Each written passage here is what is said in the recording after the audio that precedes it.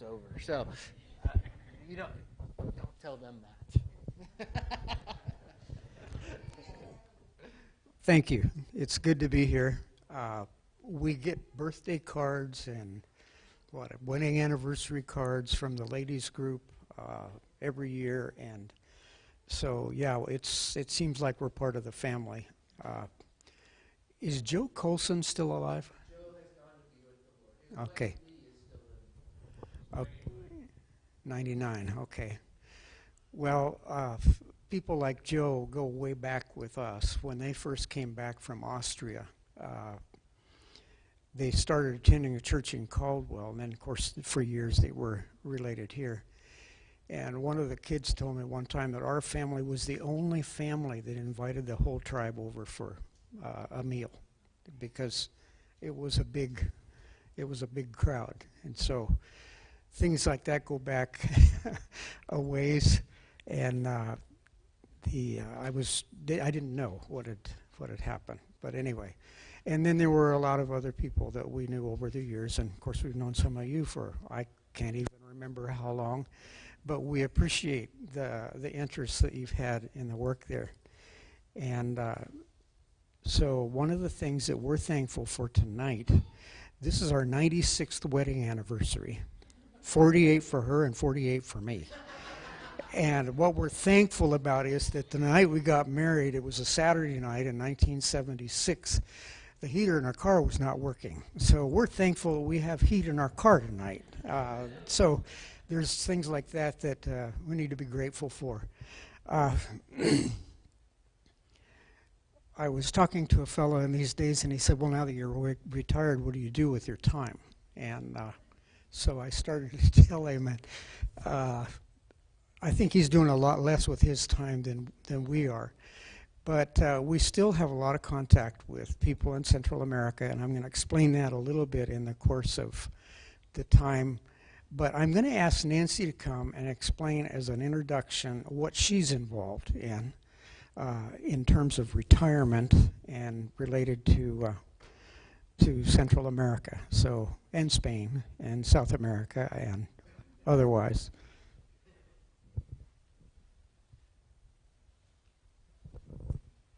Take 40 minutes. It really is a joy for us to be here. We really do feel like family here. You're very, very special to us. A lot of what we're doing in Union City is kind of an extension of what we were doing in Honduras. I'm involved with a reading club, which is very much related to the literacy things that we did in Honduras. So that's to reach out to kids. Back behind our church is a low-income apartment complex, and so this reading club is to try to support the children that live in that complex behind us. As once a week they get off the bus and come into the church, and we've had some parents come to activities at the church because of the children's involvement in the reading club, so we love doing that. I've been working with some English as a second language things in the school, the public school in the community, and also the church has a English language class Sunday nights, and so I've been involved in that as well. But what John really wants to share about is as you probably remember, I've been involved in writing women's Bible studies for a long time, and that has continued as we've been in the States, just with a little bit of a twist. There's a lady lives in Honduras, Honduran lady. There's a lady in Colombia and a lady in Spain, and we work together to write Bible studies for a website. The lady in Honduras, Angelina, works with World Reach. I don't know what it used to be called, something else that you would probably recognize, but it's now called World Reach, and their emphasis is on discipleship and training. And she and her husband are doing a wonderful job. They do a lot. They go way up into the mountains in Honduras and teach teacher training to people who have never had it. Sometimes there's not even a church yet, and they're teaching people how to reach out. So Angelina, someone we worked with when we were in Honduras, but now that I'm not in Honduras, we do this writing together, and she puts it on the website, and it's been used in like 8 or 9, 10 different countries, including the United States. There's a church in Louisiana that's using the material. They can either do it online or they can download it and use it like in a ladies' Bible study group. So it's had a really good response, and it's mostly them, you know, they're just really nice to let me continue to do it, and I try to encourage them and keep them going. Damari, which is the lady in Spain, we had a lot, I think we had a significant impact, and they're going to Spain at a particular moment in time when they were going through a rough patch, so I feel very close to Damari. The other lady in Colombia I've never met, so but we all a team. I was supposed to have had a Zoom meeting this morning with them, but it got postponed to next week. But right now we're working on a series on the Sermon on the Mount.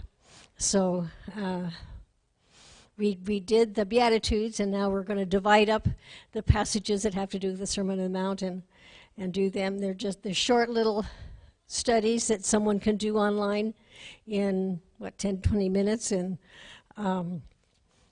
but I love doing it, and I'm happy to have the way to continue to have an impact in with these ladies I work with and with the ladies who do the Bible studies. They're still using some of the studies I did when I was in Honduras. They would allow me to do more if I if I could work it into my schedule. So anyway, that's what I've been doing, and enjoying it, and glad that Lord is continuing to let me do something for Him. I'll tell you the part she won't tell you. She started, when I first met her, one of the first dates we had, she always dreamed that she'd be a writer. That's what the heart's desire was. And so in Panama, she was writing. About 2 months ago, she got an email from somebody in Panama asking if they could have permission to reproduce material on conflict resolution. She'd written that 20 years ago, and they're still asking for permission to use that in churches in Panama. That same week, we had a phone call from a pastor in Honduras, and we were talking about several things, but one of the things he mentioned is that Nancy's actually written for 3 different groups in Honduras. The one that she mentioned about this morning in this Zoom meeting is one group, but there's 2 other groups she's written for. And this pastor in the conversation said, you know, there are more than 1,800 women right now in Tegucigalpa studying Nancy's materials because they love her style of writing. It's not, I don't know, maybe not so academic, or it's more accessible for people. And he said, when you come to Honduras and you need to come back, you need to bring Nancy, because there's a whole bunch of women that want to meet her that have never met her, because we've been gone for several years. So the impact of what she's doing is significant, because that's 1,800 only in the capital, and it's all over the country. So we're very grateful for the gifts that He's given her and for the opportunity that she has, because this continues. It's not something, oh, we retired and we forgot about it. There are continuing requests for participation in the work there, even though we're not residents. One other thing, or another example, we were talking about, well, what should we say? For those of you who don't know, when we came back in 1970 in January for the birth of a grandchild in Boise, we didn't know that 2 days before going back they were going to close Honduras because of COVID, and we wouldn't be able to go back. And we brought 1 suitcase, and then the door was closed.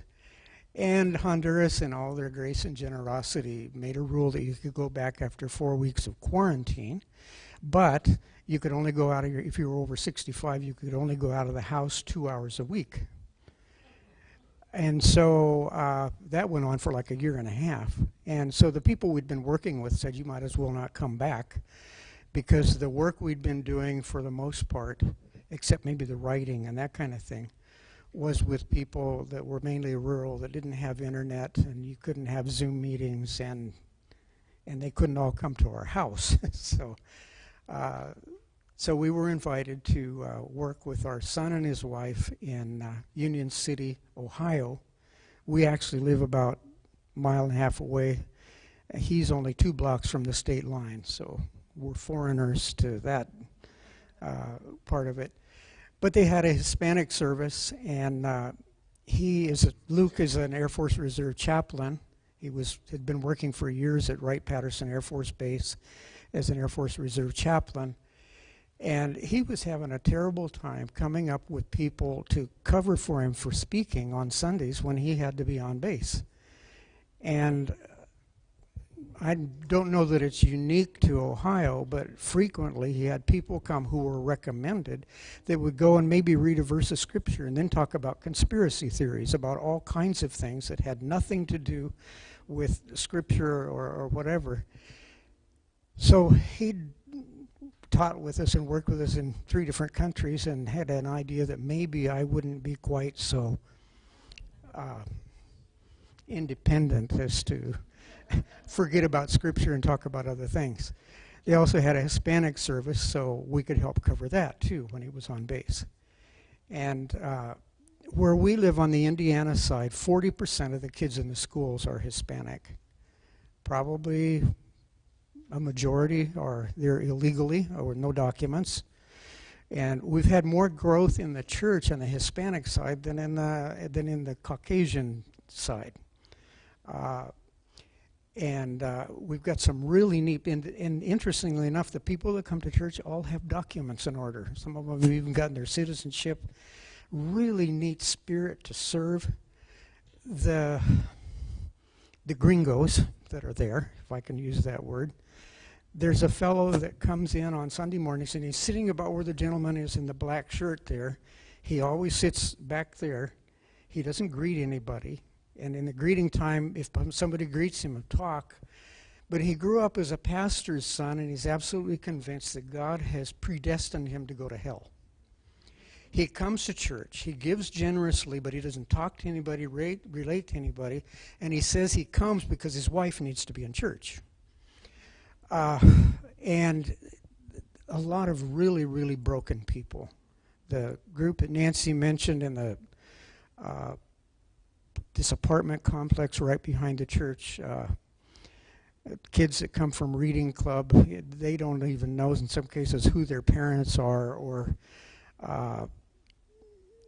all kinds of violence. And we had a woman in our home about 2 weeks ago. She had gotten in touch with the church because she'd heard that we might help people that got out of jail. And she'd been in jail because she was charged with drugs distribution. And we got called when her boyfriend got out of jail because I'm not sure what. Took him to rehabilitation. They've started to get in church, but they only visit us when they come back to Union City because there are threats, death threats from all the gangs and the drug dealers that they may have told stories on or whatever. And just, it seems like maybe there's some hope for them because they've gotten involved in a church, but they don't come back to town. And we know several people that it's just such a broken place that trying to get them to come to church and hope that they would get to a position where they could do some leadership or disciple others, they're just starting way, way in the background. So in the sense of, some people imagine, well, you go to the mission field because there's a lot of darkness and people don't understand. Believe me, the United States of America has a lot of places that are very, very dark right now. And Notice may have some of that too. And it doesn't have to be big places. It's rural areas where people are broken. And so sharing the light with people in darkness is something that we all have an opportunity to do. Had a chaplain earlier this year from a hospital in Richmond, Indiana. It's about 45 minutes away.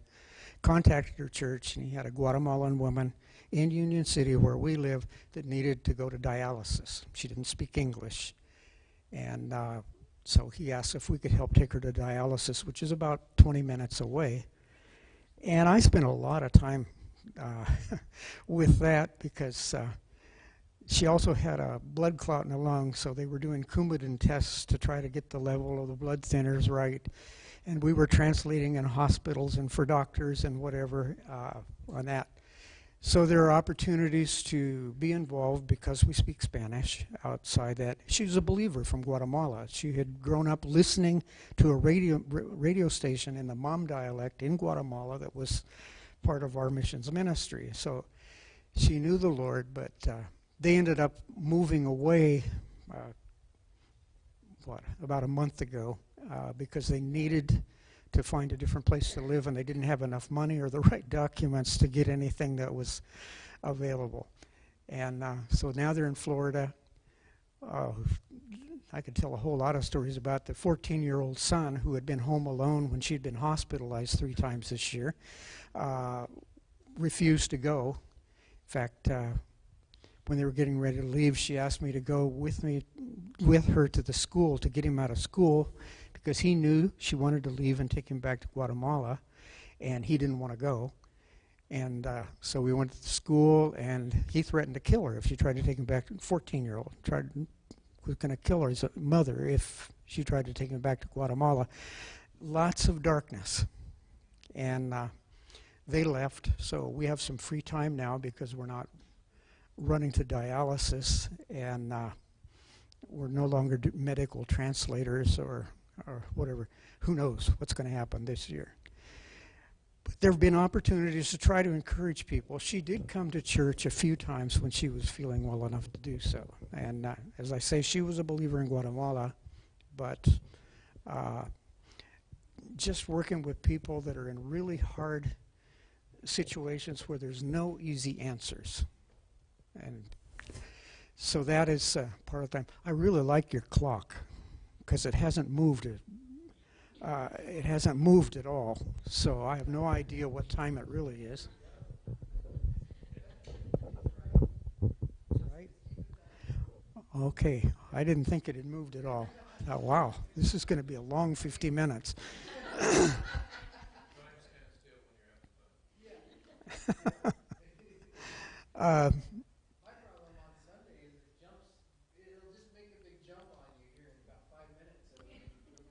Okay, well, that gives me hope.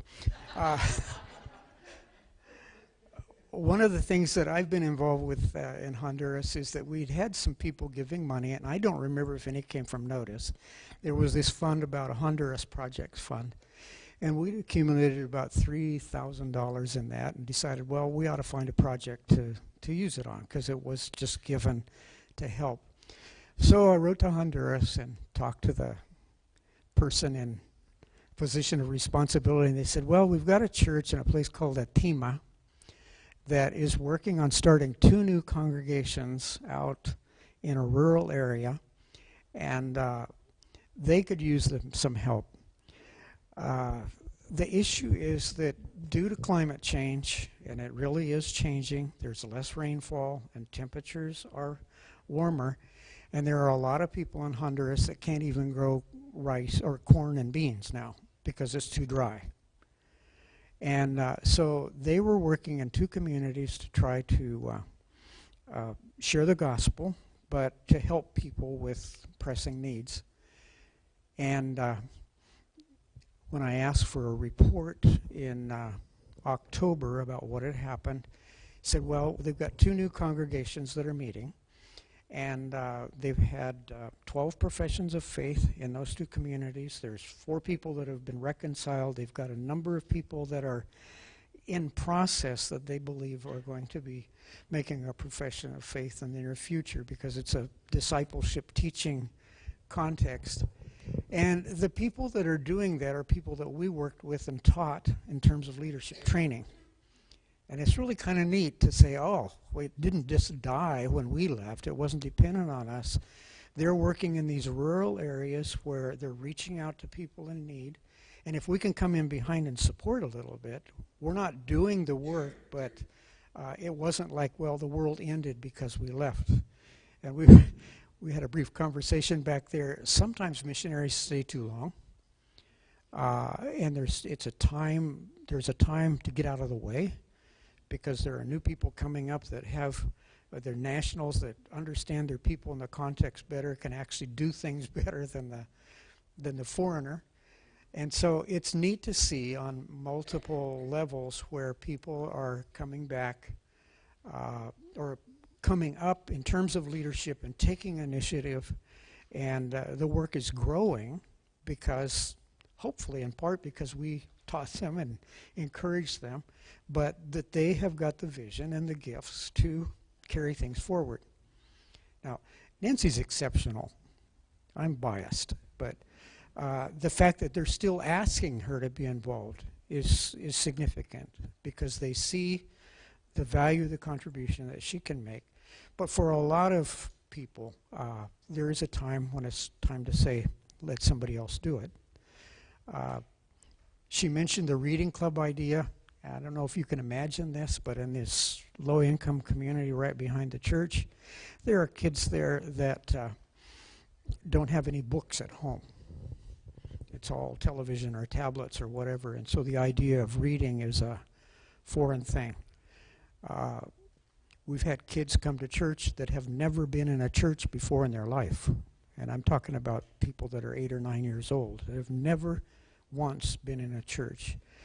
So it's a mission field in Ohio in that sense.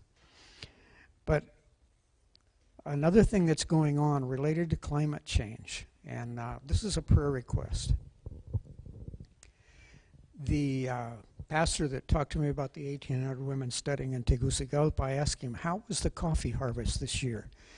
Because he had just moved to Tegucigalpa about 1.5 years ago, and he had a small coffee plantation. And he said, well, in the region, coffee production is down 70% from what it was 2 years ago. Now, I don't know what it would be like in Idaho if potato production dropped by 70% in 3 years. But it's warmer, and there's less rainfall. And the thing is that there are hundreds of thousands of people that depend on coffee for a livelihood. And the Honduran Church, in fact, the lady that Nancy works with regarding the production of literature, who's in Spain, they're supported by Honduran churches in a significant amount, where the Honduran Church has developed a vision for we can help reach the world, or we need to be involved in sharing the gospel around the world. But if you've got, I'm not sure what the exact percentage would be, but in rural areas there are a lot of churches where almost everybody depends either on being involved in the coffee harvest or they're the growers. And so there is a crisis. My attention was called to that the first time I really started thinking about it. There was a National Public Radio document put out in January of this year saying that they were projecting that coffee production was going to cease to exist in every area where it's grown right now by 2050. But production has already dropped by 70% in regions that we know of in Honduras. And the complicating part of that was that last year, instead of having a 6-month harvest period where people would go and harvest coffee at the lower elevations and then at the higher elevations, it would last 6 months. Last year, the harvest took 6 weeks. And they lost half of it because they didn't have the capacity to process that much coffee in 6 weeks, or maybe 12 weeks. So there's a complex situation in terms of the future of supporting missionaries and just how you're going to live. And if there's no jobs and no income, where are people going to go? What are they going to do?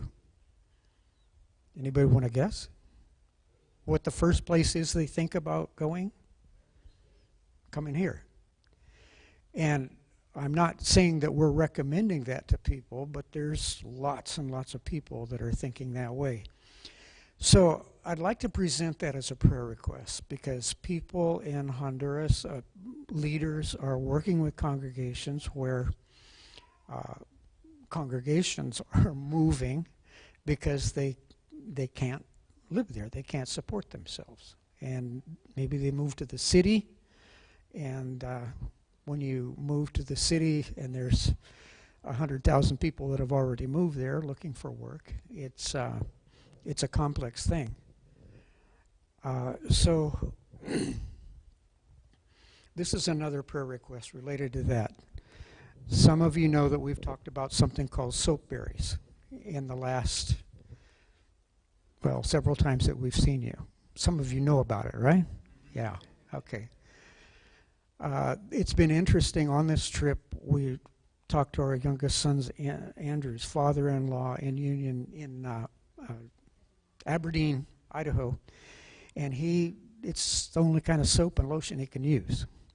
And we talked to people in Nebraska on this trip about people in their family. It's the only kind of soap they can use because it's hypoallergenic. And the interesting thing about soapberries is we still have 25,000 pounds of it in Honduras. And we've been trying this year to get it here because it's something that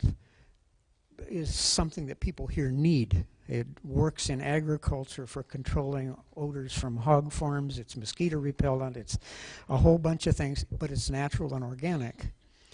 And so we're trying to figure out, okay, we worked on that for years in Honduras. In fact, the National University of Tegucigalpa, the dean of chemistry faculty wrote, because they still consider us part of a research group, the National University there. So we say, well, we're retired, but in what way? They said, well, can you get us some more soapberries? Because they want to do a study that was supposed to have been done in February of 2020, but COVID shut the university down for 4 years. And so we're still being asked. I mean, it's not me pushing it. People asking us, okay, can you help us with this? Okay, the catch is that soapberries grow where things are hotter and drier and poor quality soil. And we were doing reforestation with it, but part of the idea is if we can develop a market for here, that is a product that people could grow there and sell here because people here need it. Not just a matter of saying, well, send money there because people need it, but to say this is something that that can help them in that situation. And it doesn't seem really spiritual in some ways, but if we can help people learn to use the resources that God has given them in land and plants to support themselves, then maybe it's a different kind of discipleship, but it's a matter of helping people. Because coming here, I don't know what the environment is going to be like in the next few years as far as that. And if that's not an option, then somebody needs to help them. We have heard, and the National Public Radio article said this, and I've seen other articles, they say they're trying to develop new varieties of coffee that will grow in hotter, drier climates. The problem is that it's not going to be coffee like what people are used to. It's going to be a different, almost said a different animal, but a different plant. And so pray for wisdom for us in regard to that, because we're in a position to help promote investigation and open more market for that so that people in Honduras that have the land and can't grow anything else on it could supply their needs and support missions and support their own churches and whatever, using the resources that God has given them. And that's, well, it's going to be interesting, because if they raise tariffs on everything that's imported in the United States, I've been trying for a year to bring this, and then if I can get it in February and there's a new tariff on it, that's not going to help particularly. But it's just a matter of we're trying to figure out where to go with that. And I suppose it's a little bit weird for most people that are retired to still be active, such a broad scale of things, but that's kind of where God has put us. Are there questions that you would like to ask? No, it's not 7:30 yet. It's almost quarter after, if that were you were wondering how much.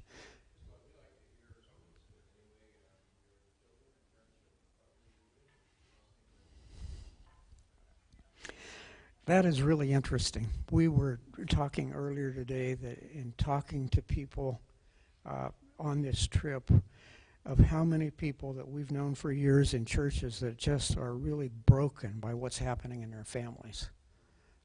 I won't go into details, but just situations with their kids or their grandkids where it's just really sad. We are really blessed. Luke and his family, he's a pastor. He's the Air Force Reserve chaplain. They're doing well. Andrew lives in Boise, and they're doing well.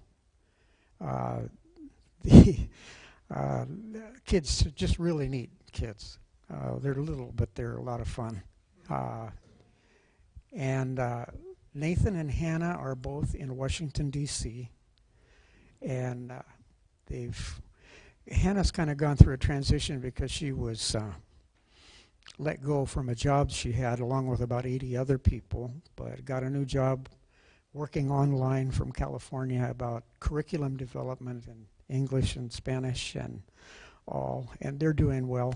And Nathan's also in Washington, D.C., and they're involved in a church that we have attended several times with them. It's a good church in Washington, D.C., and they're doing well. And we feel very blessed because they've got jobs and they what? And they're healthy. And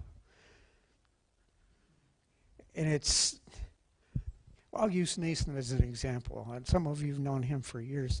He was dyslexic when he was growing up. He did not like school. He struggled with academic things. But he was always really good with his hands and interested in things like electricity and whatever from the time he was, 7 or 8 years old. And it's just been neat to see how God has provided work for him. One company that he worked with, it's the easiest way to illustrate it, he got out of the Navy and he'd always been in a high security clearance because it was in communications and all that kind of stuff. And he got a job with a company that the boss and the owner didn't have a college degree and neither did he, and he was second in command. Everybody else in the company had a doctorate. And the thing was that he describes as they're building prototypes, or in other words, they're doing things that nobody else has ever done before. But he and the boss there could understand with their hands and in 3 dimensions or whatever how to take this idea and turn it into something that would actually work. It's all classified, and he's never threatened to kill us because we've never asked to have him reveal classified information. But he's been in several different companies doing that same kind of thing. And it's just been a real blessing to see how he is really gifted in seeing things in 3 dimensions and figuring out how things work, where other people are gifted in theories and or numbers or whatever, but they can't make something that works. And so it's been a blessing in each of their cases. Hannah lost this job and she was applying very actively, and a woman in California responded to her application and she said, "We don't have a position for you right now." But it was almost like, you're unique in your combination of she's bilingual and she's been in education and she's done the whole business of bilingual education. And she said, this woman said, "I'm going to go on vacation, but I'm going to keep your application." Well, they created a position in order to get her for the company because they saw that she could do things that they hadn't seen before. And the catch that really got her attention is that another woman who had previously worked at the same company that she worked for had quit and gone to work with this company. And Hannah referred to that lady as a possible reference. Well, when the woman who was getting the application talked to this lady, she said, look, Hannah can stand up and in a 30-minute presentation can teach you more than you've learned in years about a given subject, about what they were talking about. And it was partially because of that they feel like they're using the gifts that God has given them. And in that case, it's bilingual, but it's neat. So we're really blessed on that. And I don't, I'm not boasting. It's just that we're really blessed. We're really grateful for how God has provided for them. And, they were all homeschooled back when that was kind of a freaky thing and whatever, and people said nothing will ever happen with them. But God has blessed them with good work and opportunities to minister and serve, and we're very thankful for that. Do you want to say anything on that point? You want to take the offering? Okay. No, we're not going to take an offering. I just...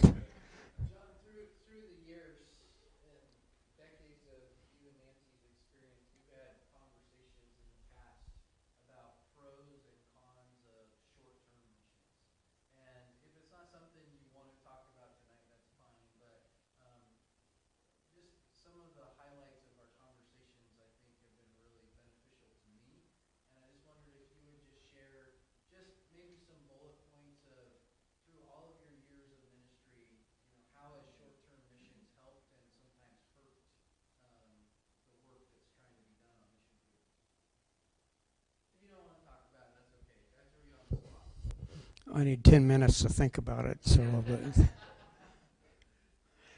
the first thing that came to my mind was that Nancy and I got together as a couple because of short-term mission trips. We had met a couple times in previous years, but in 1975, I was at a statewide store buying oil to change the oil in my car, and the fellow that was there said, "Did you know that Nancy's going to Africa to teach at an MK school?" Well, no, but it immediately got my attention because she was going to go serve. And we hadn't talked for 2 years. I mean, it wasn't like we'd had a thriving relationship. Because the time before we'd talked, we were going 2 different directions. I was still in the Navy, supposedly going to Officers Canada School. She was going to go teach in Kellogg, Idaho, and so it was crossing. And so he said, do you know Nancy's going to Africa? Well, the thing is, I was going to be leaving in 3 weeks to go to Mexico. And so that willingness to serve is what brought us together, or what sparked my interest in saying, I think that there have been situations where people have gone and done things that national believers should be doing. I think of one situation that I read about in Africa. A group went to Africa and they were going to build a church building or something, and they put the roofing on so that all the rainwater would fall inside the building. And the nationals tried to tell them this is wrong, and they would not listen. And so when they left, the nationals had to completely redo the project. There are horror stories like that. So it's a matter of, if you've got people that are listening and you're doing something that really needs to be done, and since they'd never put on a galvanized roof before or not, they started at the top, and no, they started at the bottom, or they did it all backwards, and it was a disaster. It was a waste of time. So it depends on who's organizing it and what it is that they're going to be doing. There have been people that have been very effective. If you have somebody that you want them to interact with people, but they're so introverted that they won't even talk to you here, it's going to be really difficult unless they have a skill that they can use. So it can be a very good thing, but it needs to be well thought out. And just going short term, We know of people that have sent their kids on a mission trip saying this is what God's going to use them to sort them out because they're messed up here, and they're going to go serve the Lord, and God's going to use that to straighten them out, and that doesn't always happen. We had one group that came to Panama that I don't remember what the phrase we used. It wasn't the work team from hell, but it was kind of it was a kind of unappreciative sort of term because they were not well led, and they were not willing to follow instructions, to do what you're supposed to do. And so the chemistry of that's really important to... do you have a thought on that? Short-term missions often benefits the people who go on the mission trip as much or more than it helps the people that they go to serve.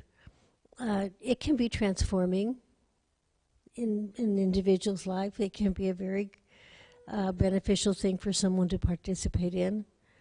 I just don't think it replaces people who dedicate years to a project. It's not, you can't do it instead of.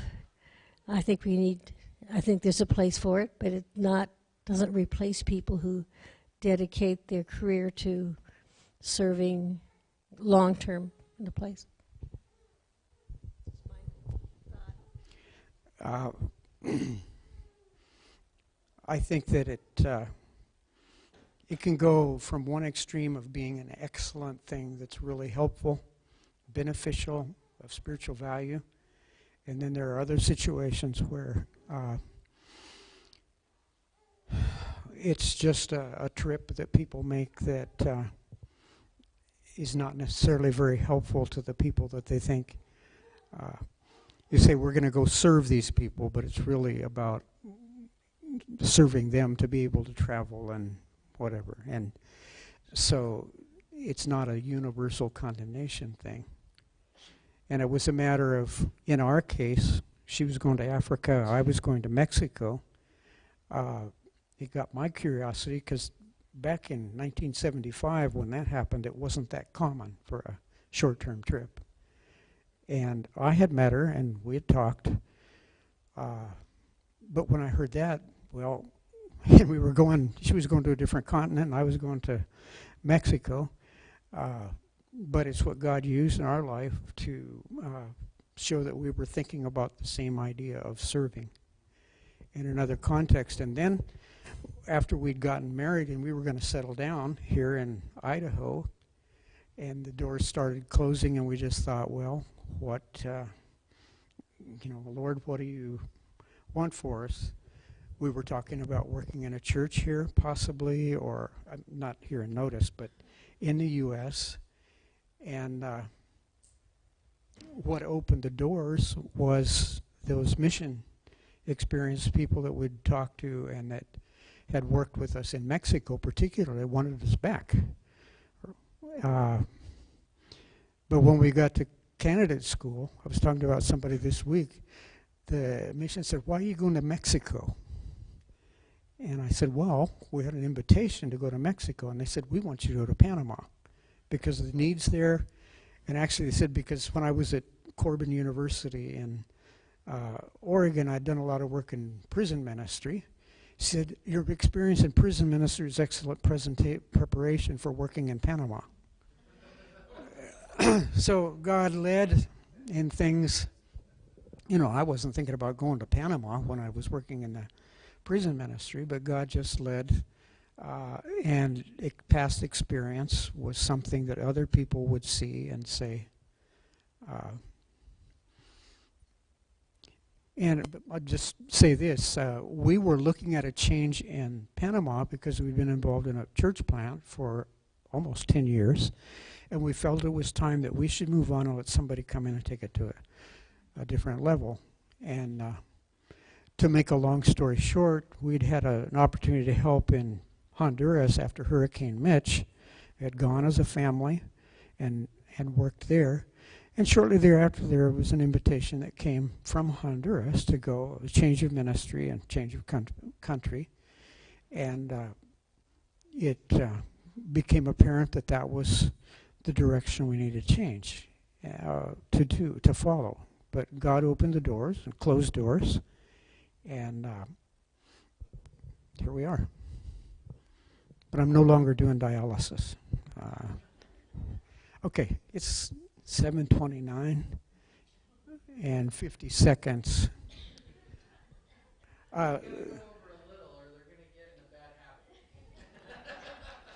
We want to thank you for your faithful support over the years, for praying for us, because there were hard times. There were difficult decisions, difficult people, challenges. How do we do this? We still have some that we're working through. Continue to pray for us. And we've not been sending out newsletters frequently. We still have some people, individuals that support us, but it's not like that we came here to hope that we would raise, $500 support a month here tonight. We wanted to report to you because the fruit that we're seeing in the ministry in Honduras of churches that are continuing to grow in difficult contexts is because you have helped and prayed in the past. And continue to pray for leaders that you don't even know in Honduras that are facing a really difficult situation because of climate change that I've explained. What do you do if half the men in your congregation leave or want to leave because there's no work? What do you do? How do you handle that? And that's the reality of life for many. And it's not just Honduras. This is people in Senegal or any other place where the church has been planted, but the political situation, Ukraine used to be one of the prime countries in Eastern Europe in terms of evangelical churches. That's not a surprise to you. And those brothers and sisters in Christ there are going through huge challenges. And we need to pray for the church around the world as they face challenges like that. So it's not just about us. Well, thank you, John, for going over. That keeps them honest. I do want to pray for you guys, and I thank you for your years of service. I thank you personally for your investment into Mindy and I through the years. Some just honest, sometimes hard conversations that we've had, and you guys just poured into us and loved us and prayed with us. And so we want to pray with you now and thank you and let you know you always have a welcome here. Anytime you're in Idaho, we'd love to have you come. You're still a part of our family, and keep us informed as you can. I know you don't send out, monthly letters and quarterly letters, but we like that annual Christmas letter. Just keep us posted so that we can be praying for you and know that we're behind you guys, even in what you're doing now locally, but still internationally. If you guys haven't figured this out, hearing from some of our retired missionaries, the heart for the ministry never goes away. And so, whether it's Chuck Porter still out taking evangelistic walks every day in his 90s, or, the McKeiths faithfully serving the Lord in Ohio, Indiana, right where they're planted, the servants of the Lord just keep serving. And so we love you, and we keep you in our prayers, and I was really glad to have you. Ray, would you pray tonight and just pray for the McKeiths as we close?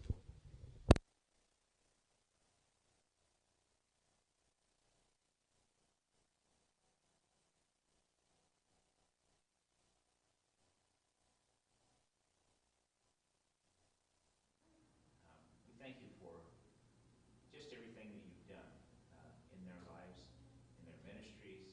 And Lord, I pray that you just continue to bless, encourage, give them the strength to do all the things that they're wanting to do. Help them to continue in their service to you, and that they would continue to be a blessing.